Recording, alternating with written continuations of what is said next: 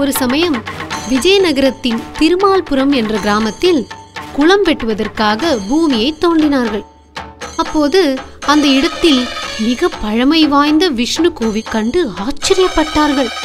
குளத்தை வெட்டியவர் மன்னரிடம் சென்று இந்த விஷயத்தை கூறினார். தெனாலிராமன், மூத்த அமைச்சர் ஒருவர் ஆகியோரை கூட்டிக் கொண்டு மன்னர் குளம் வெட்டப்பட்ட இடத்திற்கு வந்தார்.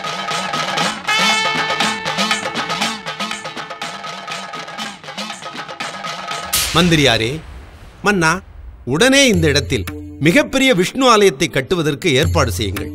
ஆலயத்தை சுற்றி அருமையான தோட்டம் அமைக்கப்படட்டும். உத்தரவு மன்னா.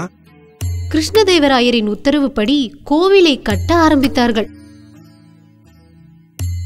மன்னர் கிருஷ்ணதேவராயர் கோவிலின் வேலைகளை பார்வையிட ஒரு நாள் தெனாலிராமனுடன் வந்தார். கோவில் சிறப்பாக இருக்கிறது, ஆனால் தோட்டம் சரியாக அமையவில்லையே.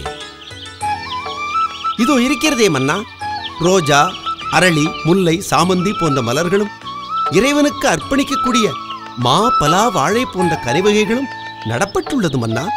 1000 இருந்தாலும் நான் விரும்பும் தோட்டம் எங்கே? அதை காணவில்லையே. அரசே, நீங்கள் விரும்பும் தோட்டத்தை கோவிலின் இன்னொரு பகுதியில் வளர்க்க ஏற்பாடு செய்துள்ளேன். தெனாலிராமனை அரசர் பின்தொடர அவர் பின்னால் எல்லோரும் சென்றார்கள்.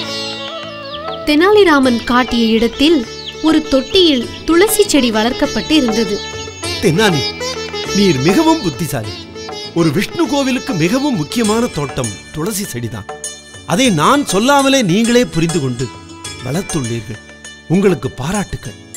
நன்றி மன்னா, இது என் கடமை.